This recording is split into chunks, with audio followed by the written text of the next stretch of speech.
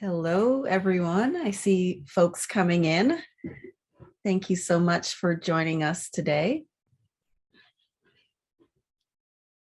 If you've been to the last day, past day, and this morning's panel, you know that we've been having some really amazing conversations, and I look forward to continuing that. Welcome, everyone. My name is Sonya Donaldson, and it really is my pleasure to welcome today Ayasha Guerin and Jessica Noguera Varela, pardon me, for today's conversation on intersectional Black poetics. And I'll start by introducing both presenters, and we'll go in the order listed here. So Matter and Memory, Black Feminist Poetics and Performance in Berlin, presented by Ayasha Guerin. Ayasha is an interdisciplinary artist, researcher, and curator who lives between Berlin and Vancouver. She holds a PhD in American Studies from New York University and is currently assistant professor of Black Diaspora Studies at the University of British Columbia in the Department of English. Ayasha is invested in art practices that are also forms of activism and believes the responsibility of the research profession is to make knowledge accessible through public actions and exhibition. Her ongoing collaborative art, research, and curatorial projects include Black Art Action Berlin, Curating Through Conflict with Care, and Critical Image Forum. Our second presenter is Jessica Noguera Varela, who will be talking about Black women migrants in Berlin, an autoethnographic reflection on class and difference. Jessica is an Afro-Brazilian doctoral student in comparative gender studies at the Central European University. She graduated with a Master of Arts in 2020 for GEMA, Erasmus Mundi's master's degree in gender and women's studies, graduating from the Central European University and the University of Łódź. Jessica has a teaching and a bachelor's degree in social sciences from the Federal University of Ceará in Brazil. She presented her work on the 2019 edition of the Afro-European Conference in Lisbon, the 2019 Symposium on Racialization and Whiteness in Contemporary Europe at the University of Iceland, the first University of Toronto Women and Gender Studies Graduate Conference in 2020, the third Transforming Identities workshop organized by the Center for Gender Studies at the University of Stavanger in 2020, and the Decolonize Futures Conference in 2021, organized by the St. Mary's University, Twickenham, London. She also wrote about gender studies in the Hungarian and Brazilian elections in 2018. Jessica's main fields of interest are decolonial and postcolonial theory, Black feminism, autoethnography, feminist research methods, critical race studies, and migration studies. So please join me in welcoming both Ayasha and Jessica this morning. And again, thank you all for coming. Ayasha, if you'd like to begin. Unfortunately, we had a third panelist, Nokia Banks, who unfortunately was not able to make it today, and we'll miss her presentation, but wish her all the best of health. So thank you for joining us, Ayasha. Welcome. Thank you so much, Dr. Donaldson, for that introduction. I really look forward to hearing about your work later, Jessica. I think we have a lot of overlap. Okay. So I'm going to be reading today an excerpt, a very condensed excerpt from a paper I've been writing called Matter and Memory, Black Feminist Poetics and Performance in Berlin. My name is Ayasha Guerin. I'm an assistant professor in the Department of English at the University of British Columbia. So the Afro-German poet Mayayim wrote blues in Schwarz-Weiß, or blues in black and white, 1 year after the fall of the Berlin Wall. She was 30 years old. Blues begins. Over and over again, there are those who are dismembered, sold off, and distributed. Those who are, always are, were, and shall remain the others. Over and over again, the actual others declare themselves the only real ones again. The actual others declare on us war. The period during which Ayim wrote these lines is referred to as Die Wende, the turning point, signaling political transitions of governance and claims to a united nation. But rather than adopt this language of change, Blues describes racism as a cyclical force in the never-ending battering of a constant war against other Germans.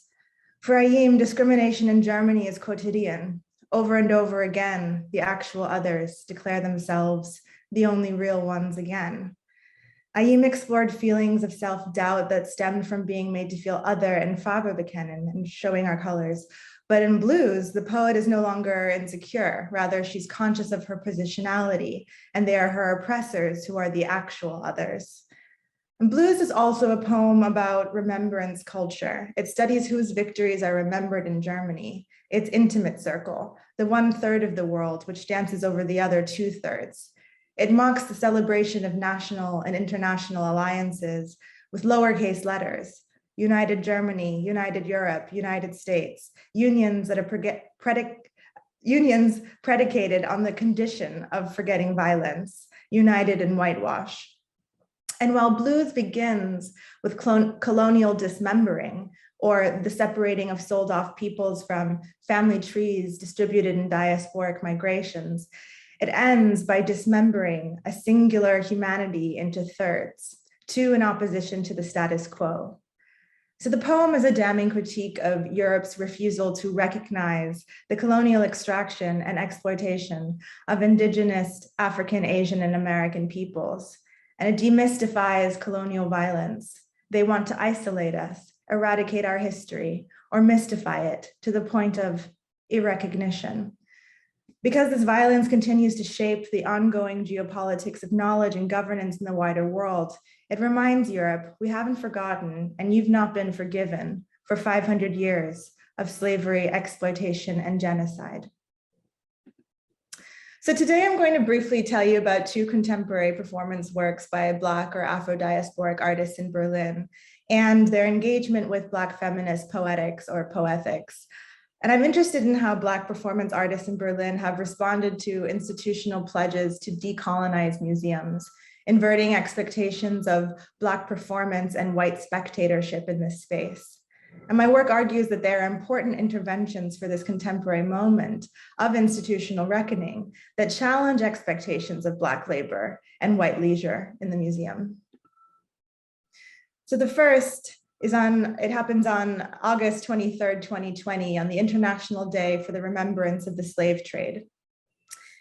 Nigerian-American artist Manilola Olayemi Elepiju donned a white plastic protective suit, a mask, and a headlamp, and entered the Brandenburg Prussian slave trade installation in the Deutschen Technik Museum, Berlin. Her 45-minute performance, Wayward Dust, would mark the last day of the installation's controversial existence and the beginning of its dismantling. The slave installation was commissioned in the 1990s when the job was given to Hans-Jürgen Buchert, a white German set designer and sculptor who lives near Berlin. The installation, which was in the shipping section of the museum, contained 82 life-size styrofoam statues of enslaved people. The staging of these bodies on warehouse shelves inside a rusty cube that resembles a freight container was perhaps meant to symbolize the commodification of enslaved people, but the decision felt anachronistic and laundered. The bodies were clothed, they wore decorative jewelry, they weren't chained to one another, but rather kind of lounging around as if in a sauna. And this was not what a slave ship looked like. Recognizing the museum's educational context, the artist condemned this installation for violently inserting a false visual narrative of history into Germany's public consciousness. And the installation was met with demands for removal by many other Black cultural groups and artists for the 17 years it was on view. But as the artist states on her website, the installation only closed in the summer of 2019 after she successfully demanded its closure upon the initiation of the museum's decolonization project. So Wayward Dust was available to watch via live stream, and now it lives as a recording on the artist's website. And I'll just give you a very short summary of what happens. So she enters the doorway of the installation and the camera follows over her shoulder. And she crouches in the dark between large iron grates and shelves. Her headlamp shines on dusty black feet and outstretched limbs, and she wipes around the base of each figure. She's collecting dust in her hands. The metal grate on the ceiling and the one she must push through to enter the installation gives the appearance that she herself is in a cage. Finally, she's collected a handful of dust. She stands and walks out of the installation and places it on top of the pedestal outside. And then she returns to the doorway. And this goes on over and over again, the artist returning to care for these statues as the dust pile grows. And her movements become faster, more frantic, especially when she is in closer proximity to the bodies, outstretched and faded like corpses. And as she returns to the pedestal with another handful of dust, she exclaims, "Disgusting," with relief, and she sneezes. And the lights shining on the pedestal illuminate each particle that flies away as she adds to the pile, reminding of the impossibility of containing this matter. She gulps her water thirsty. She tells us her hands are sweaty. She is uncomfortable. It becomes harder for her to re-enter. She often takes deep breaths at the door before she does, working herself up until she finally turns back. She's finished. And as one watches the recording of Wayward Dust, one notices the grunts and huffs and sighs of discomfort, which get more and more enunciated throughout the duration of the piece. And as she moves nearer to the bodies, she shakes her head, each ball of dust she collects the proof of disrespect. The unsettling quality of the light flashing across outstretched limbs is horrific. And the scenes where the artist emerges from the dark into the bright light of the museum and sets the matter onto the pedestal provide moments of not relief, but recognition. I understood the performance as an act of care and memorialization, a ceremony. Elapidou describes Wayward Dust as a meditation on decay and regeneration. This dust, she recognizes, is made up of the hair and skin flakes of those workers and visitors who have entered this installation since its install in 2003. Every time somebody steps into that installation, they left a piece of themselves behind, Elapidou explains. The artist continued to use the dust she gathered that day in her own installations and exhibitions. Presenting this matter in new contexts, she asks, who gets to collect who? How do institutions lay claim to certain bodies in order for others to know themselves? How is evidence of these practices gathered? Wayward Dust was an invited performance, and its announcement came with a statement by the museum, which declared an ongoing project of making space for new perspectives and deconstructing colonial histories. But for the artist, the performance was a physically uncomfortable and emotional labor. Her audible discomfort provokes attention to the work of decolonizing. Who must attend to the harm that centuries of inaccuracies and infantilizing stories about Africans has caused? And what about the emotional labor of attending to the memory of this anti-racist work? How is it compensated? Who cleans the world? Who pays the price for their disillusion?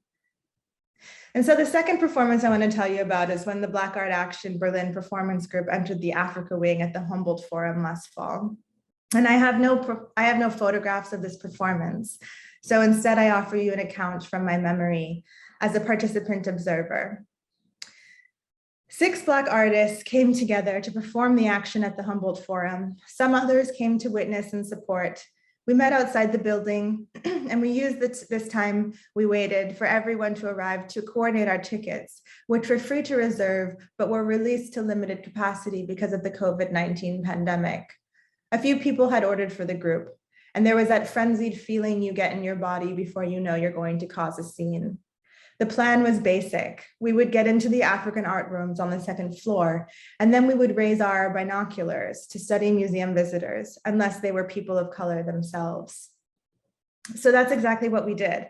We entered the gallery and we raised our binoculars. Some were real binoculars, others people used just the rounding of their thumb and pointer fingers. And the response was really bizarre. The guards were very threatened and they pleaded with us for 45 minutes to stop and leave. Some visitors got angry, but others pretended they couldn't even see us. And we left when some people from our group began to worry that the aggression from the security would escalate. And this Bob action was planned for a Tag der Deutschen Einheit, a day of German unity, 31 years to the day of the fall of the Berlin Wall, after which the rise of neo-nationalism inspired poets like Ayim to write poems that served as anti-colonial confrontations to Germany's white supremacy. And so Bob brought Ayim's critique of unity from Blues in Black and White into the galleries as a tribute to her life and her work on the 25th year's anniversary of her death. And returning to my memory of the performance, I'm struck by the improvisation of our action, its a-choreographic nature. It was a process of collective negotiation that moved us in and out of the museum. And the museum was a hostile site for our presence, with threatening aesthetics that we had to navigate. There was the materials of the state building, which was a former Prussian palace, the incessant beeping of an alarm system triggered, security guards following. The Humboldt Forum also shows a looted collection, the missing provenance of which describes war and genocide. We're sure of it, we're sure. The absence of written records of this theft does not absolve the truth of the matter. In observing the white gaze of the museum visitor, our performance was provocative.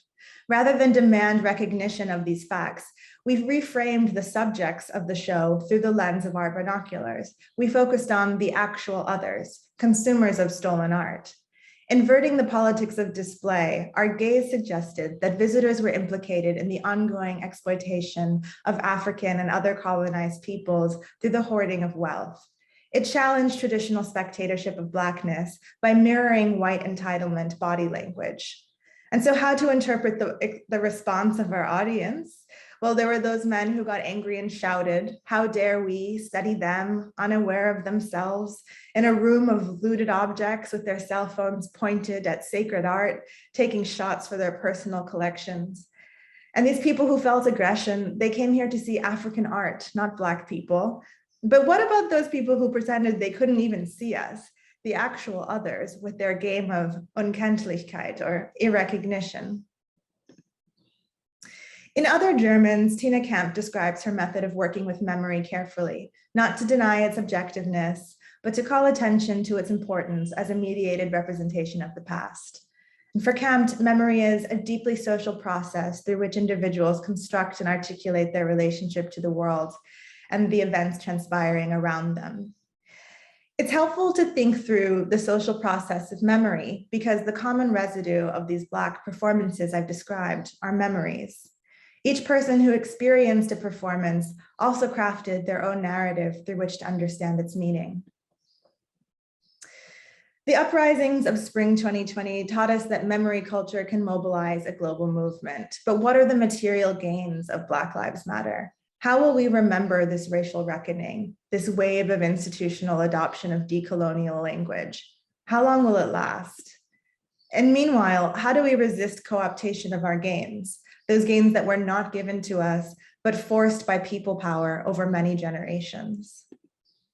And in her latest book, Kemp describes a contemporary renaissance of Black artists. She writes, what defines and unites their divergent practices is their ability to make audiences work.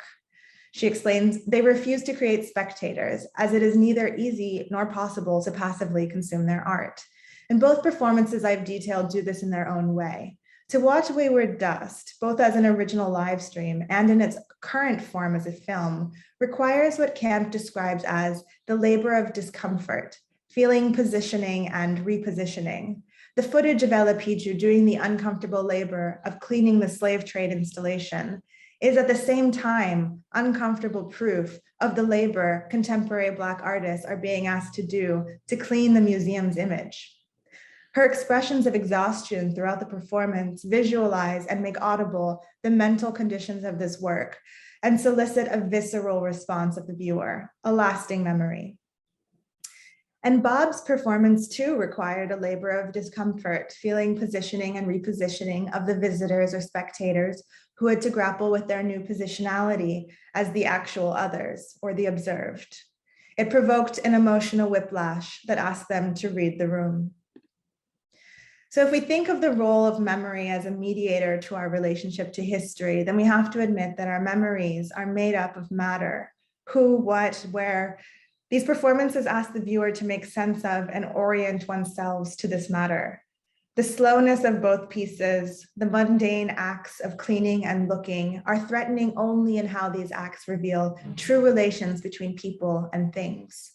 If the Black gaze is one that sets in motion a choreography of practices that are constantly up for grabs, well, we notice it in the unchoreographed nature of both pieces, in expressions of visceral impulses and feelings, and in the creative employment of Black feminist poetics to respond to white institutional claims. They are experiments in a form of engagement that resist the neoliberal hijacking of social justice language to reproduce old patterns of cultural consumption. These are nonviolent responses to violent histories that bridge the experiences of the living and the dead. And these performances in Berlin build on a tradition of Black feminist anti-colonial poetics, and they employ a Black gaze to demand not only the restitution of objects and the eviction of racist museum installations, but the reconstruction of historical narratives that are consumed in museums and metabolized as memories, and which orient each visitor to the past. To make good on the promise of abolition, the goal is to prompt social transformation and to move through the inevitable conflicts of this work with care. So, thank you very much. Wonderful. Thank you so much. Just wanted to remind our guests that you can post questions in the Q&A or in the chat, and we'll address those questions afterwards. And now Jessica is up next. Okay, thank you so much. First of all, for this wonderful introduction, and also for this great presentation. And I'm sure that we'll have a lot to discuss afterwards, and I would be glad to keep in touch with everybody. I would like to start by thanking the organizers of the event as well. I could attend yesterday, and it was really, really brilliant. The panelists and the keynote speakers as well. So I'm just really thrilled to be a part of this space and to learn from everyone whose work is being presented. And with that said, my name is Jessica. I am an Afro-Brazilian PhD student, and I'm currently speaking from the Gender Studies Department at the Central European University, which is currently based in Vienna. And my pronouns are she and her. So I would like to start by briefly giving an overall understanding of my research, which I'll be presenting today. So the title is Black Women Migrants in Berlin, an Autoethnographic Reflection on Class and Difference. And it is based on my master's degree research, which I did in Berlin from 2019 until around March 2020. So it was right before COVID hit. And then everything closed. I conducted 13 interviews because I was interested in understanding the differences in between Black European women and non-European Black women. So I was really trying to grasp what were the similarities and the differences between these two groups. Today, I will be focusing, however, just on the experiences of migrant Black women, as I'll be discussing it through the focus of autoethnographic experience and class difference, which are two things that I'm trying to bring together in conversation with decolonial theory and also Black feminist theory from the US.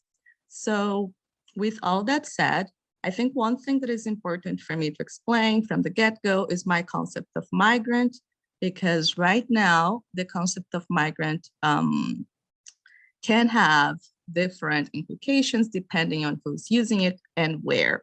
So I'm utilizing the UN definition of migrant, which is anybody who spends at least 1 year living in a determined place. So all of the Black women I conversed with in this research over the course of 1 year were people who were living there, or Black women who were living there within the space of 1 year. And who are the Black women that I'm discussing before we enter into a bit more detail of the framework that I'm approaching my own research with? These are self-identified Black women. So the only thing that I would be very careful about asking them would be how they identify themselves. I was, of course, trying to be inserted in groups where I knew that I could meet up with Black women from a variety of places. And I am also considering Blackness to be a concept that is diasporic.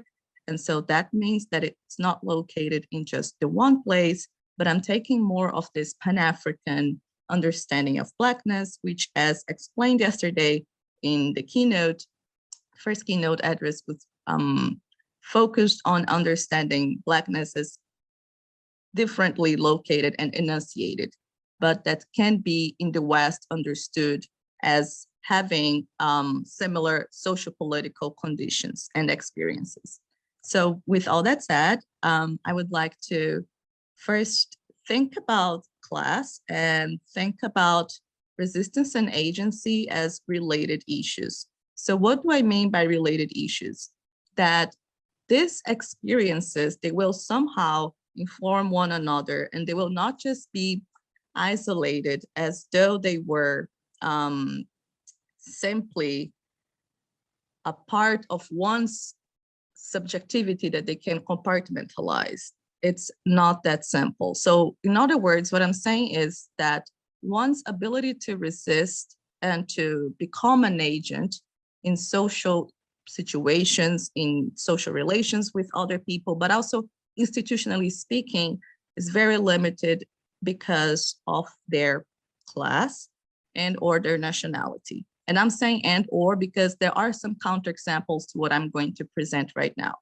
So I would also like to give some content warning for sexual harassment and racism and rape, which I understand are difficult topics. And I'll try not to be as perhaps detailed as I could, but it's important to keep that in mind because I will be discussing some of the cases that I heard through my research and that I would like to briefly discuss with you.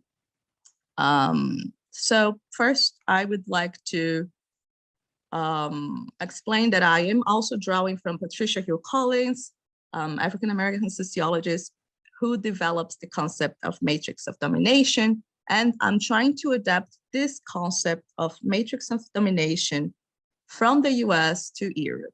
We can see that in Europe, Blackness functions differently, but I would argue that more broadly so within the context of the West, there is a certain way to understand Blackness within the matrix of domination.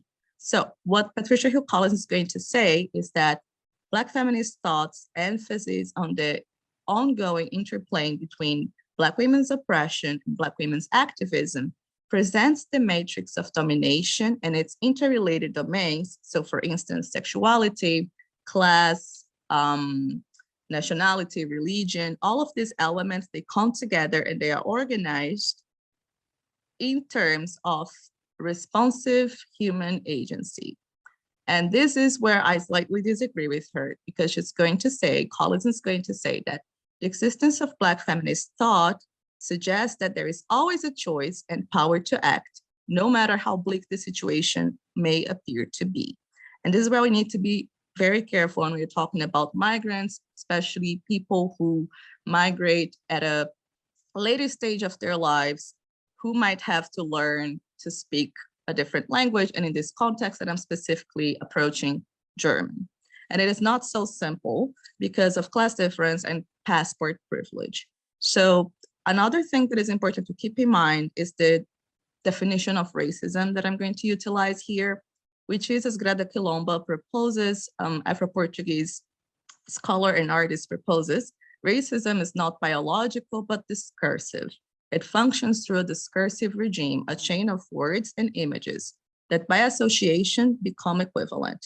African, Africa, jungle, wild, primitive, inferior, animal, monkey. So I am also trying to add to that perspective, to that Black feminist framework, the colonial framework. And what do I mean by the colonial? These are theories that are created to understand the world that come from people who were born in the South of the Americas. So South American scholars are trying to develop this framework to understand social inequality. Long story short, I'm drawing mostly from Walter Mignolo and Sylvia Winter, an Afro-Caribbean scholar, and both of them are going to discuss how it is that Western domination actually creates and organizes difference and power, and how it is that these colonial histories are inscribed in people's bodies. And importantly, Winter is going to say that Black people of African descent get marked and singled out as though they were the very opposite of European people and European descendants in the US. And it's very important to keep that connection in mind, but also to contextualize where these theories are being applied and how. So I'm trying to bring these two dots together to make my argument to understand Black women's experience through class and through difference. So I am utilizing autoethnography because I wanted to also understand how I would fit as a researcher in the middle of these differences. As I said, I was interviewing Black women who were from a variety of different places. Black women who were from the UK, some who were from Congo, some who were from Brazil as well, Ecuador, and I was having all of these conversations, and I realized that I was also implicated in this power relations that I had in relation to my interviewees, to the people that I was conversing with. So I also wanted to reflect about how my role as a researcher and my responsibility to my interviewees, they would come a lot through my self-identification as a Black woman as well, and as someone who is also a migrant, because I have been living in Europe since 2018, but prior to that, I had not ever been here. And apart from Portuguese, due to colonization, I don't happen to speak another European language. I also don't speak German. I speak Spanish, but due to the fact that it's very close to Portuguese. And so I was also thinking about how these connections that I was seeing in relation to my interviewees would also trace back to me as someone, as a Black woman in these spaces, very wide spaces as well.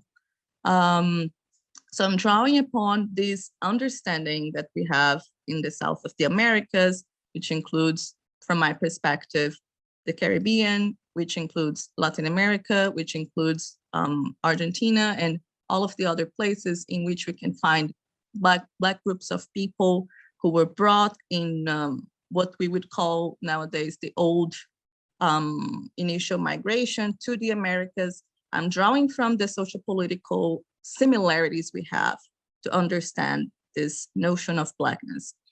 And as I was conversing with my interviewees, that came up quite a bit.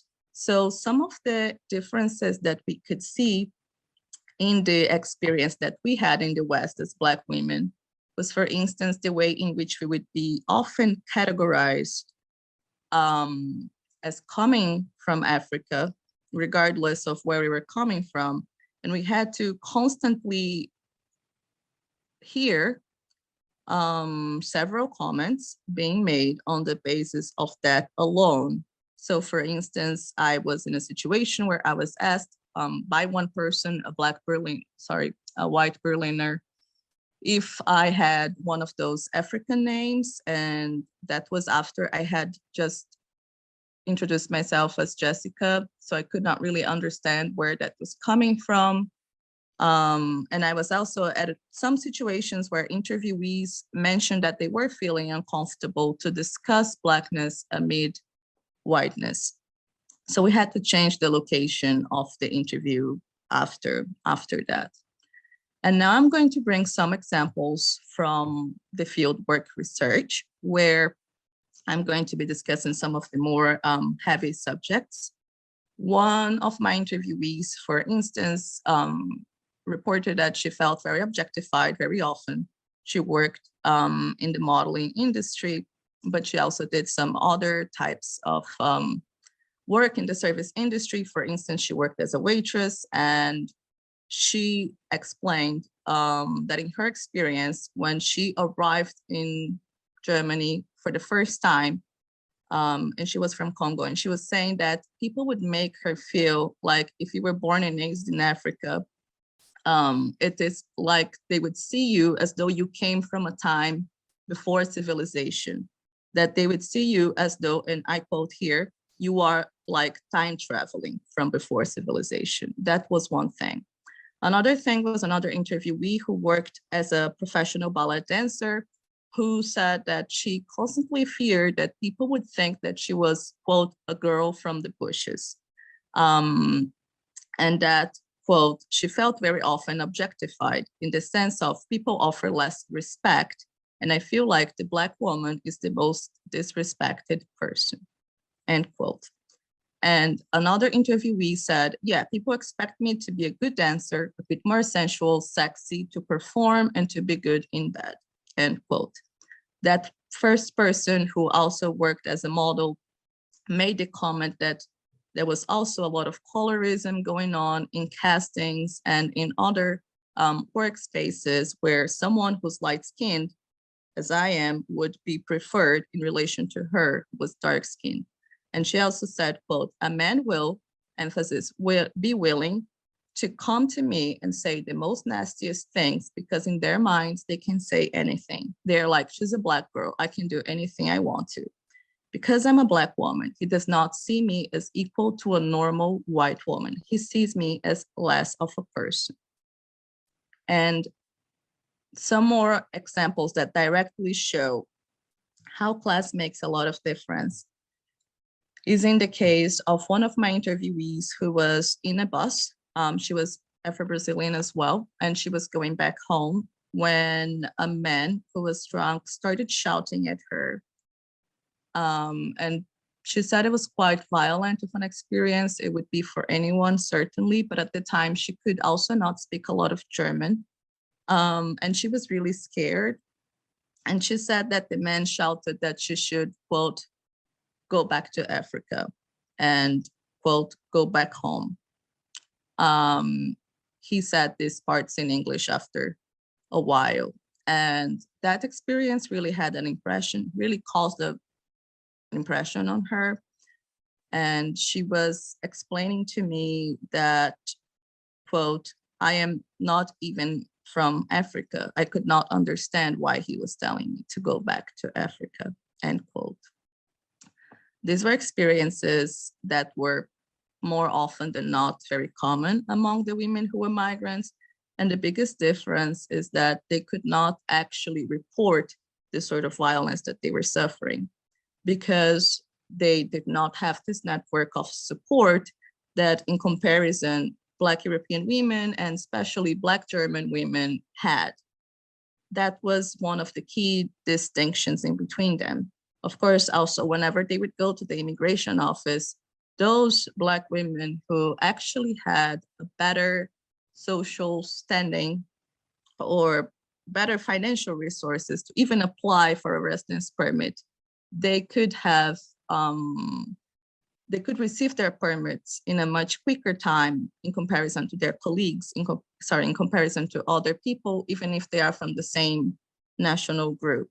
So for instance, I also met one Afro-Brazilian woman who had absolutely no problems at the immigration office, but because she came from a very affluent family, and she also had double citizenship. She had Italian citizenship as well.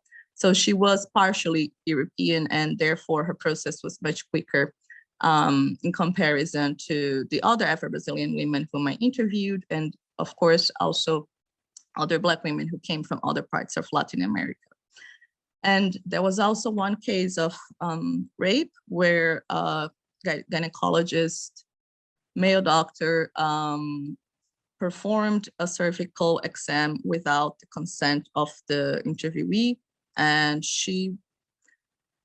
that was a very horrible experience. Of course, it's even hard to actually talk about it. But what she told me is that she was discouraged from she heard from different people, and she was discouraged from actually pursuing that further or denouncing the doctor. In the end, there was no community that she could actually access at that point in time because she had just arrived in Berlin.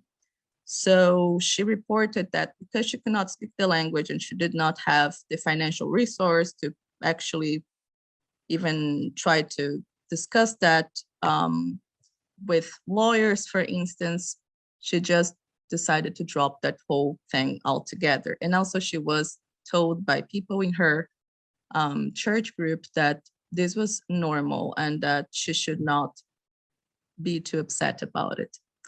So to conclude, we have people with passports who are from the US and from Canada, whom I interviewed, who had a much easier time at the immigration office in comparison to some other people who were from Latin America and who came from less affluent backgrounds. And especially if they were students, they were also in somewhat more of this, I would say, difficult position where the fact that any resistance that they would pose would also come as some sort of threat to their own being in this space and having the possibility of actually doing that, of existing in the European space. So again, to conclude, sorry about going a little bit over time, I identified 3 main issues with these migrant experiences that I would say rather are distinct than the experiences I heard from Black European women. One being, of course, the country of origin, and in that I would also include language and language barrier as being something that significantly makes a difference. The second is the socioeconomic status that one has. This makes a lot of difference in the application process for a residence permit.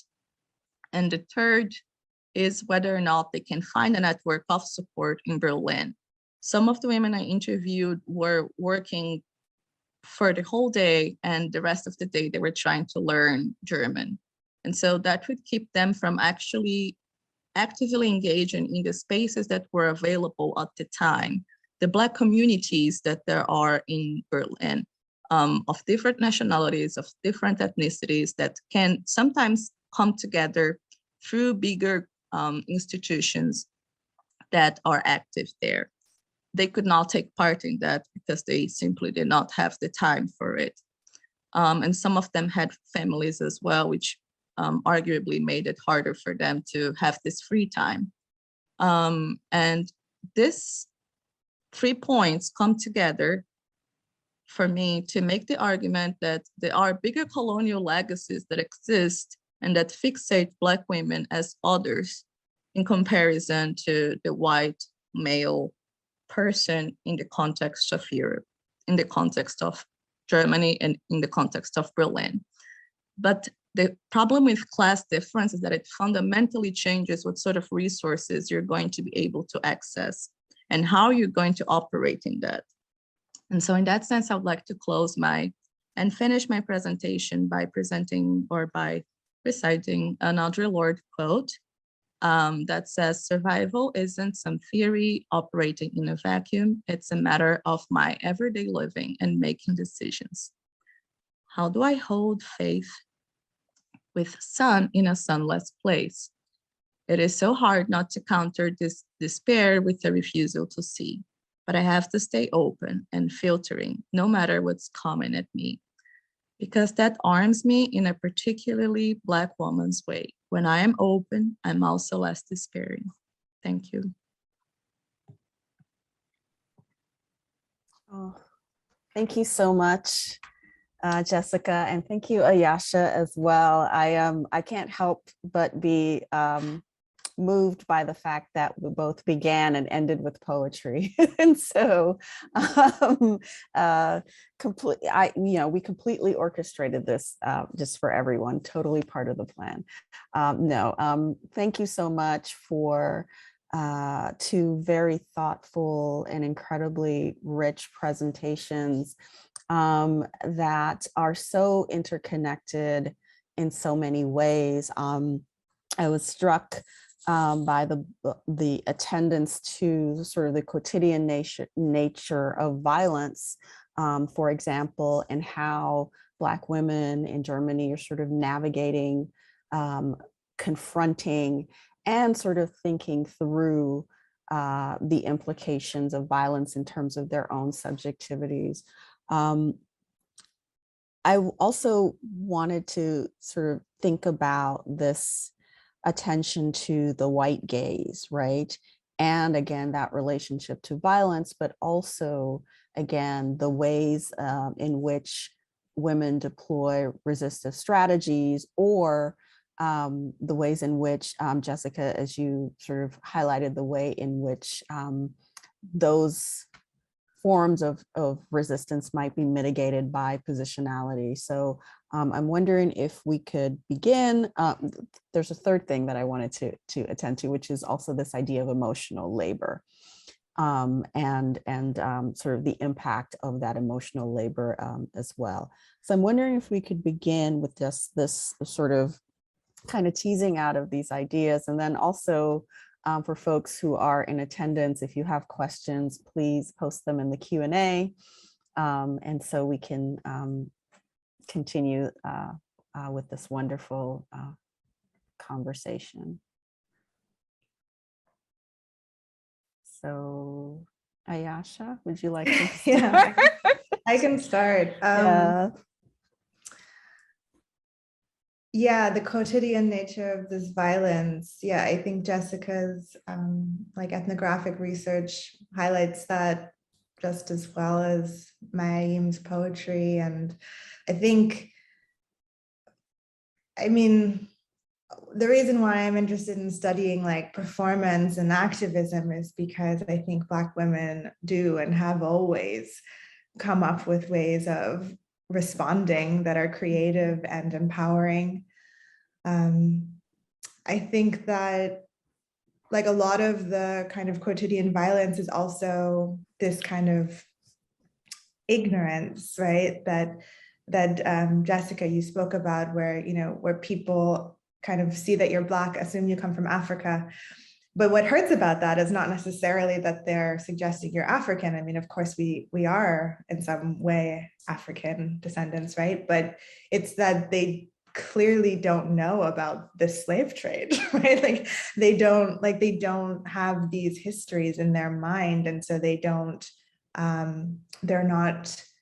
They're not conscious of the diversity and the very violent histories of Afro-diasporic experience. And so I think that this creates another kind of quotidian violence that Black people in Germany live with all the time, this constant having to teach, right? And connect those, you know, 500-year-old histories to the present. So it's almost like you're constantly having to live in the past in a way in order just to navigate the present. And so I think a lot about that, and about how Black feminism has always kind of been invested in making those connections between the past and the present, the dead and the living, and, you know, how we can plug into a much longer struggle than the one that we find ourselves in now.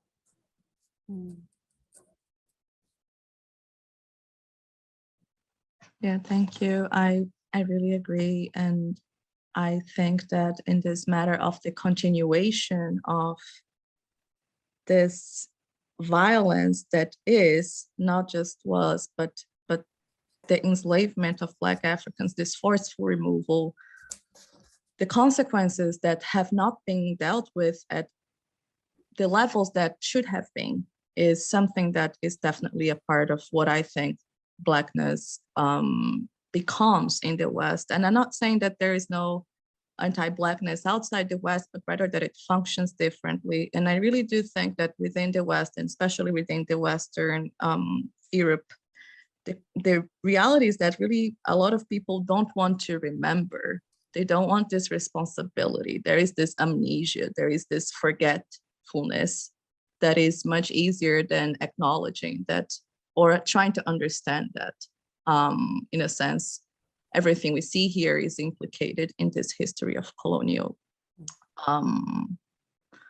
states and powers and institutions. And I think another thing that really makes this violence very present, and I would like to go to Greta Quilomba for that argument, is that really the plantation is repeatedly happening through these reenactments of racism and sexism, and how these images come together through the act of speech, but also through the other forms of violence that I think both our presentations combine to bring forth and to demonstrate, and how you react to that is incredibly hard. I am a lot of the time struggling with my own lack of hope.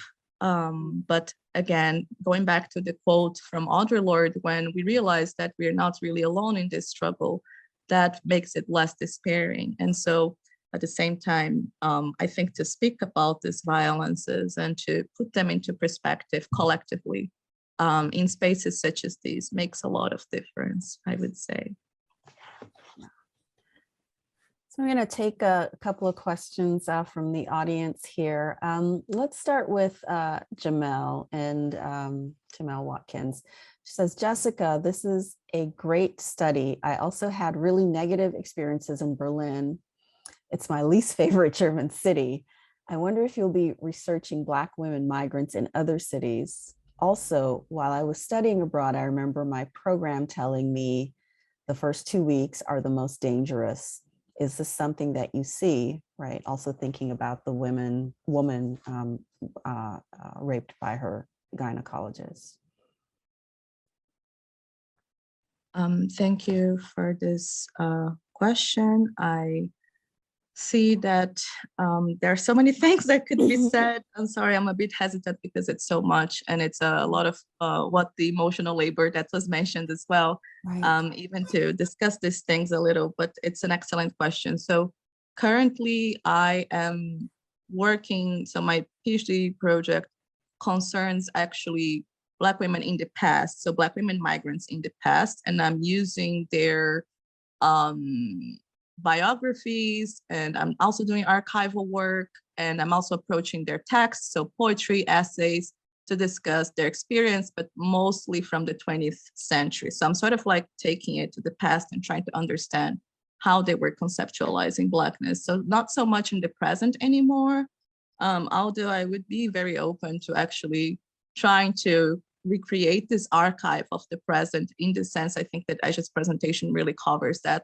What is the current scenario and how this artistic response actually also is an archival part of our experience that really demonstrates how these issues are not over.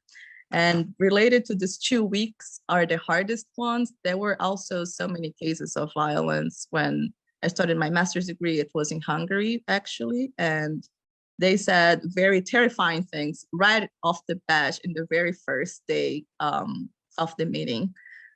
That was in the sense of like, don't go out at night, don't go to bars, don't get drunk, because people here are XYZ, and there are organized neo-Nazi groups. I mean, this really could go on and on and on, because for instance, George Floyd 2020, on that very same week, I was in Budapest trying to write my master's thesis, and there was a neo-Nazi protest, for example, outside my window, and all I had to do was go there and witness that, and it was really terrifying. And how these threads come together is something that definitely I think I would like to explore further in my work, but currently, as I said, I'm trying to sort of understand it in the 20th century. So I'm actually really interested then in thinking about Ayasha, that moment of sort of staging. I keep thinking of it in the context of like staging a coup in terms of Lauren Berlant, not January 16th in the US, right? As this moment of Black staging in terms of the reversal of that gaze, in terms of creating a context of really antagonism, right? But in a different way. And I'm wondering if you see that as a sort of more broader form of protest or possibilities, potentiality for how we might engage with the quotidian forms of violence and racist violence. Yeah, I mean, I think like racism is so absurd, so sometimes you gotta just do something so absurd back, like as a sort of cathartic move, but also Right. just to kind of highlight like the relation, right? And I think, I mean, something else that I didn't really have time to get into in this short presentation is that actually there was this like German colonial exhibition where sorry, I'm just looking at the date. Yeah, 1896, where 106 people were taken from colonial territories, German colonial territories, and put on display for a European audience in Berlin. And in 1896, there was a man, Kweli Nedumbe from Cameroon, who also bought an opera glass and looked back at Germans. So it wasn't just like the first time people have done this act either. So we were also kind of pulling in this history and highlighting this like, you know, long recognition of the absurdity of the white stare.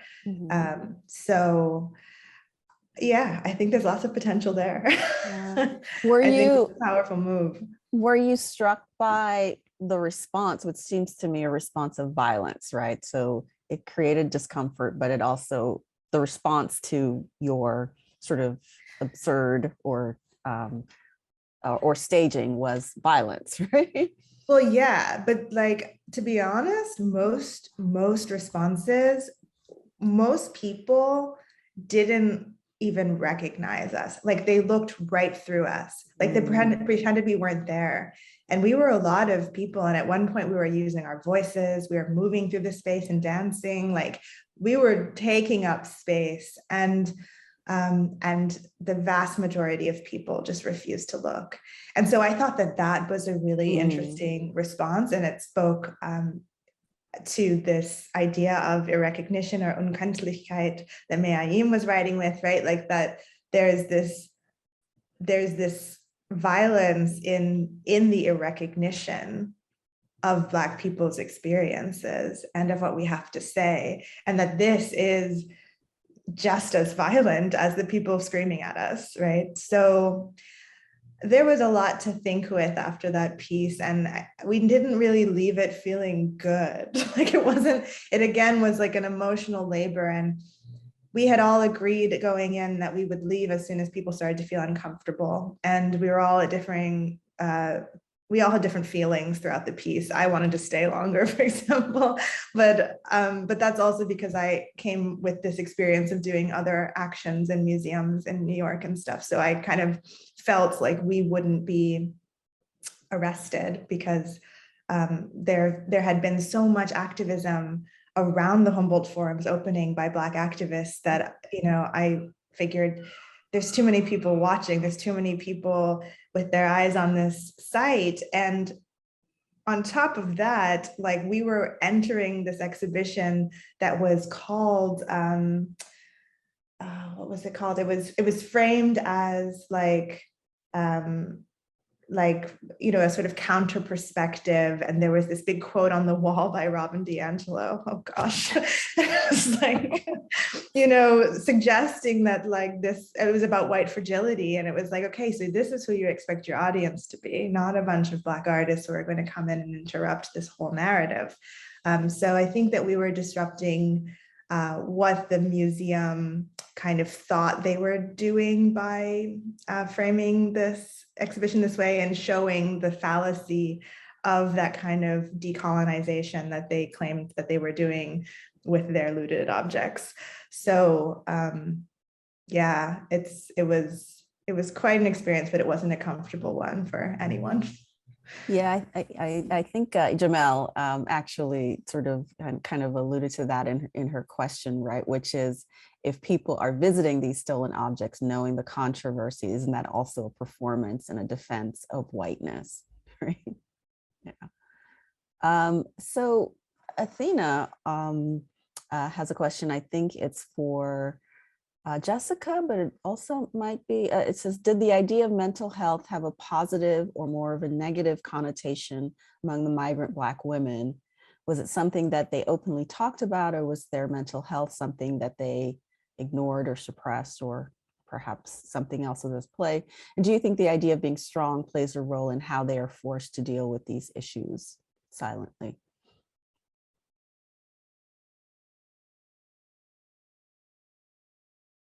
Yeah, thank you for this question. Actually, it's a excellent one. I think that some people definitely could understand themselves through the lens of mental health in terms of the way that they were reflecting upon those issues. They brought that up as something that they were working on, or they were trying to get some sort of professional assistance. They were searching for therapists and people who could provide this professional listening.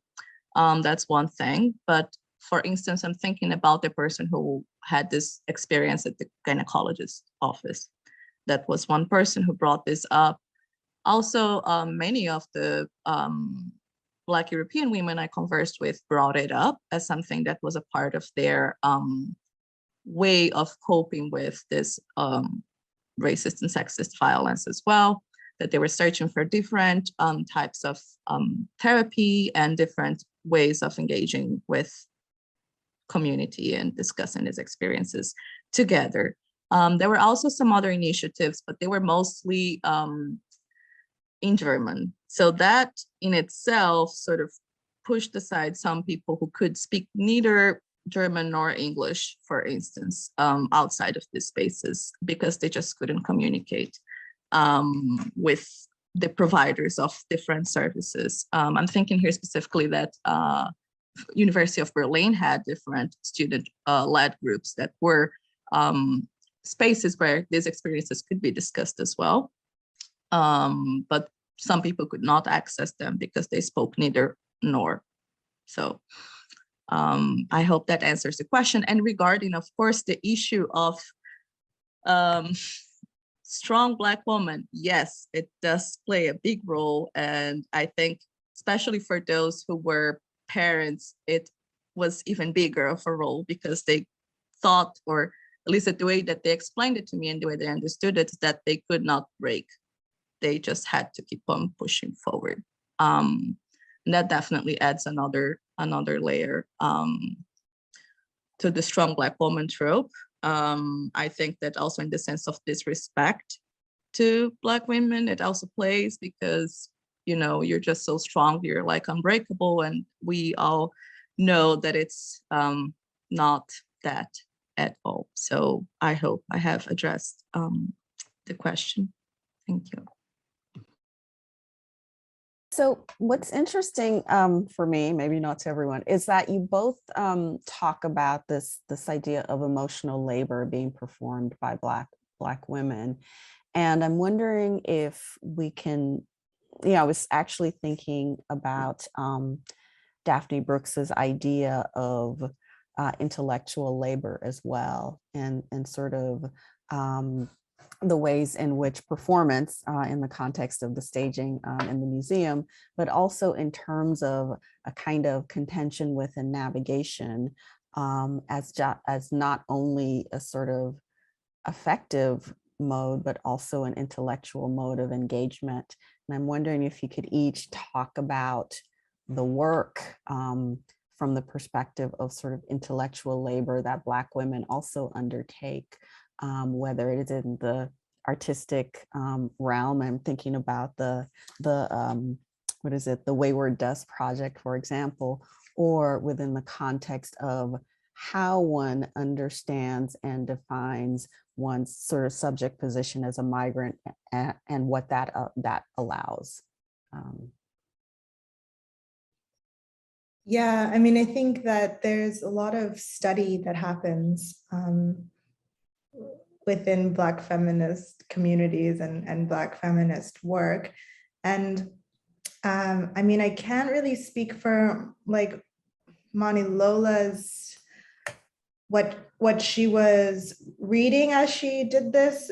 But I think that she was very much aware of like, I mean, she lives in Berlin, she's based in Berlin, but she was very much aware that this was a fight that had been, launched by activists for 2 decades, right? So I think that there's a kind of labor of like situating yourself within a larger activist movement and trying to understand where you can plug in and, what exactly your role is in this moment, right? In this really interesting moment where suddenly all museums want to decolonize, right? Mhm. And I think that it is extremely difficult work to do. And more I'm noticing that the people who are tasked to do it are like these young Black women.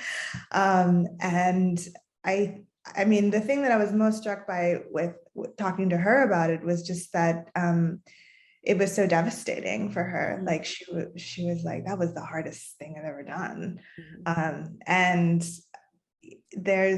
I think she's done a lot of,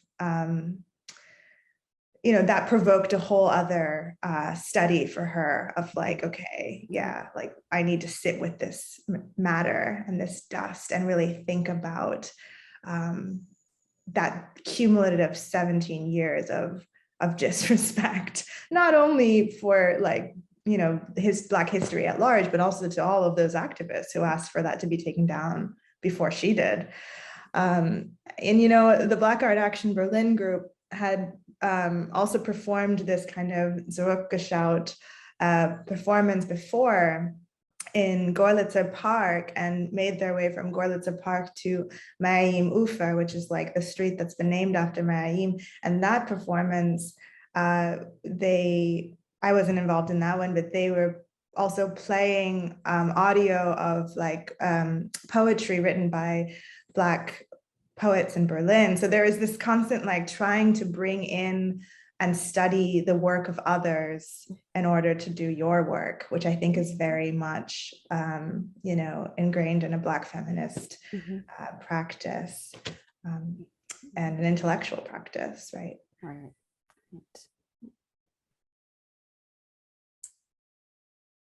And then thinking through, Jessica, how you see the work of sort of self-definition and the way that migrant women are self-defining and understanding their own subject position and how they navigate these spaces.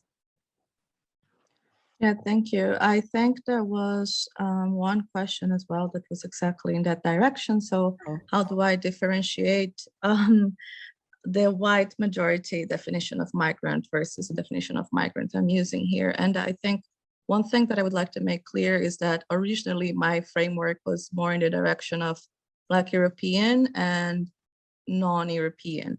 And so the migrants that I'm bringing here today, and I would like to make this clear because in a very big sense, for instance, one person that I interviewed was a Black Italian woman. She's a migrant as well, but for the purpose of the research, I was considering her within the group of European women. Some of the examples that I was bringing today, just the one person who was this professional ballet dancer would be actually belonging in the group that would be the European Black women.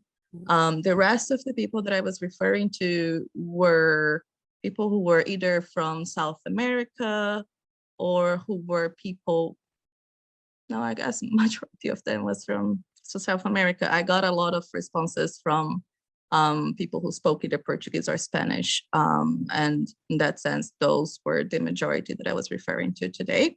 And I would say that one big difference in relation to the white majority, the way that it is understood, first is that there is a different language. So maybe they would be referred to as expats or as people who are digital nomads or as people whose access to mobility and to travel come in different ways. They choose where they are going to go. They have usually the resources to do that.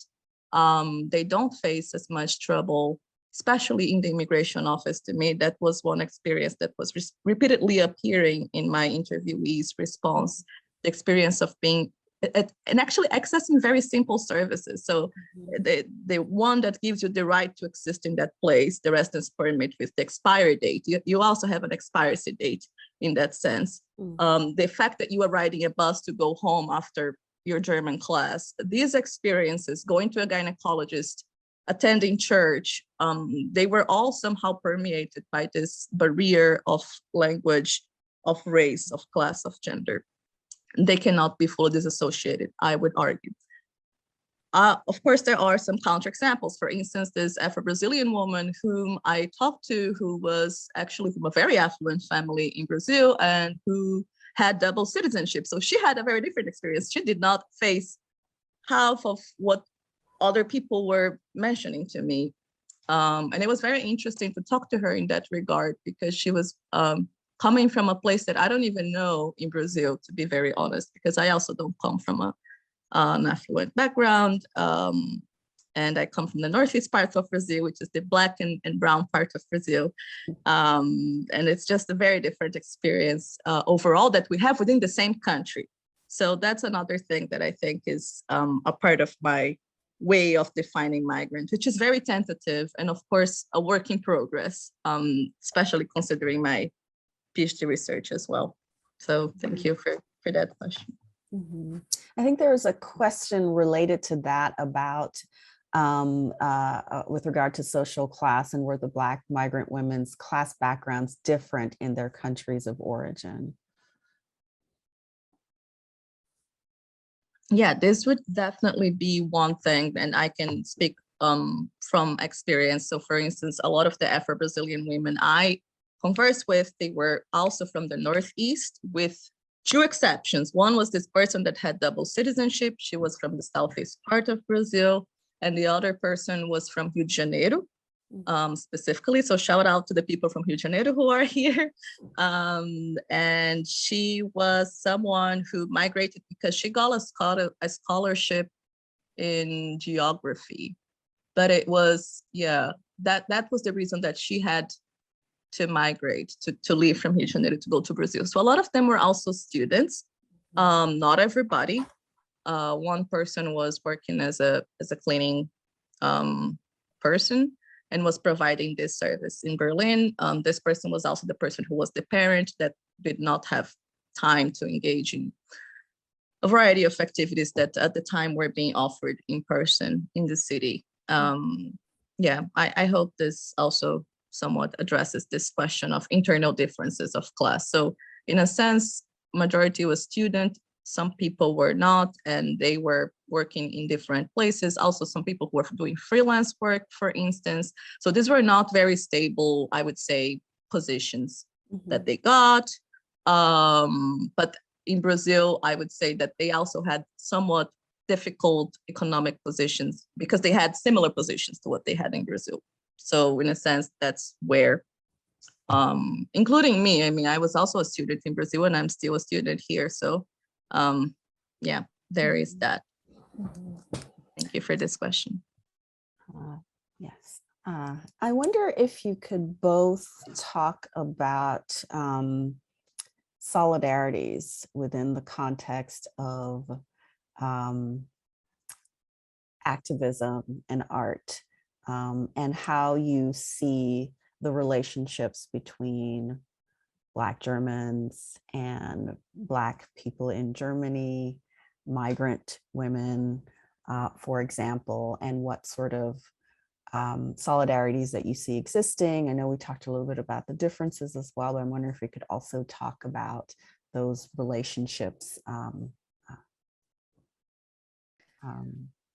Yeah, something I was thinking about a lot, because I realized that as we were doing the performance in the Humboldt Forum, that I think I was the only one of like Afro-Caribbean ancestry. I mean, I was the only one, but also I think I was the only one with like enslaved ancestors, right? That a lot of Afro-German people don't have enslaved ancestors, right? Or don't know if they're descendants of enslaved ancestors.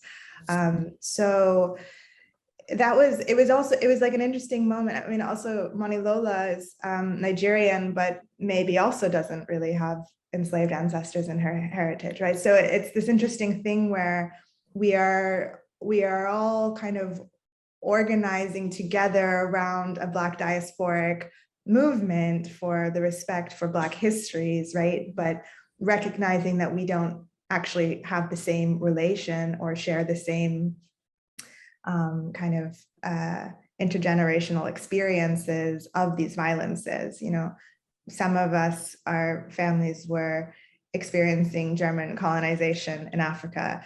Others, you know, maybe were transferred from Africa to the Americas through German wealth, right? We don't know, but it's at this point, it's kind of like, we have to work together. We should work together. We need to be in solidarity in order to take advantage of every opportunity we can to change things, to move things forward. And so I think that this generation, I mean, a lot of the people that I've met through Black Art Action have been very young, like, you know, in their early 20s. Mm-hmm. And I think that there's maybe a generational shift in Berlin, at least, where there's like more identification with Blackness over a sort of Afro-German terminology. And so that's been interesting just as a way to kind of, build solidarity around not necessarily shared experiences, but common struggles. Mm-hmm. And I think, Jessica, that might also get to a couple of the questions that are being asked in the Q&A, right, about the differences between Latin American, Africans, and German, and maybe attend to sort of the question of solidarities. Yeah, thank you. I think the question of solidarity is one that is actually very difficult, I would say. It is just as important. So one thing to keep in mind, at least for my experience doing research in Berlin, is what many of my interviewees explained, that there is not one unitary Black community in Germany or in Berlin. There are different Black communities that come together for a variety of different reasons. Some are ideological, some are religious, some are, of course, coming from this place of business, of marketing. So there are several different groups, or there were, at least when I was there, because that also is not up to date, since it's been a couple years that 2020 happened, which was when I was last in Berlin. And so I think that to build this solidarity, it is very important that we have this commitment to go beyond these constructions, as Ayasha was also explaining now, that we don't necessarily have one shared experience to begin with, which I think compared to Latin America, we do. And that is also with some sort of careful emphasis on we do, because not necessarily, again, meeting a Black person who is from a very affluent background as part of my research was something that I was not expecting. And this speaks to my own assumptions entering my field and being an Afro-Brazilian person. It is not that there are not very Black and very affluent people in Brazil as well, but that this is not the experience of the majority. And in that sense, the social political concept of Blackness in Brazil is built historically through a lot of Pan-Africanism, actually, through this understanding that we are coming together as people who have a history or who are attached to that history, even though they might not necessarily directly relate to the history of the enslavement in the Americas and this colonial settler relation that we have with European powers, more broadly speaking. Mm-hmm. So in that sense, it's difficult to think about solidarity, but it's a very important question, because in the end of the day, then how do we react to this sort of violences that we are describing here today? And there are many different ways to respond. But I think it's important to keep in mind that this is a response still, maybe. Mm-hmm. Yeah. Natasha, do you have a question? Hey, Natasha, see you tomorrow as well. I want to say that, and we're getting close to time, but I want to say, first of all, that I really appreciate that you both have taken the time within the context of your presentations and the conversation to actually talk about your own subjectivities, right? Which I think is really important to attend to. And Ayasha, I really appreciate the way that you cite memory, right? And your own memory as a mode of entering into this discourse about the attention to racism, to violence, to, and all the sort of surrounding sort of apparatuses of that. And Jessica, I'm also really appreciative of that work that you've done as well to enter into the conversation with other women as well as into this conversation, right? I think it's a really important thing. And I'm so appreciative of you both doing that. Thank you for this wonderful moderation. It's been such a wonderful conversation because of your great questions. Thank you. Well, thank you. I give all credit to the attendees. There's the final question, I think, which also relates to what I've just said, which is to think about the category of student, for example, in terms of social class, and does it relate to a position of privilege for, yeah. Thank you. I think that the student position is a very complicated one because, of course, there are students who can afford to pay for private education and students who cannot. And one thing that I would like to make clear is that in Brazil, access to higher education is free. So there are free universities and they're usually the most prestigious ones. So the hardest thing is actually entering these spaces because they are technically public and free. So you don't have to pay anything. There are literally no fees except for an enrollment fee that would be less than 5 years, and you have to pay it just when you are enrolling for the first time. And yeah, that's definitely one thing to keep in mind, that like not all the students to whom I'm referring to were people who could afford even the first installment of studying at the Free University of Berlin, which was one site that I was very present at during my work. And sorry, I just would like to briefly answer Natasha, who had a very interesting point again. Yes. If I'm aware that there are discontinuities, and I would like to say that yes, but of course not to the same extent that a Black German person would be able to see these discontinuities. I'm not claiming to speak for Black Germans here. And the way that I understand these questions also through the work that I have been researching is that these discontinuities are a part of what makes a community. And in a very similar way, I would say that Black communities in Brazil are also formed by these discontinuities, because we always have to go back to this self-identification as Black, which to my point, I think is where this whole research started, like by asking my interviewees, do you self-identify as a Black woman? And to go from there. So I think this is a very important part of understanding how, or at least to me, there is not one unified movement, but several that keep being reconstructed through time and space, and different diasporas as well. So there is a difference as well in between the old diaspora and the new diaspora that we are seeing now.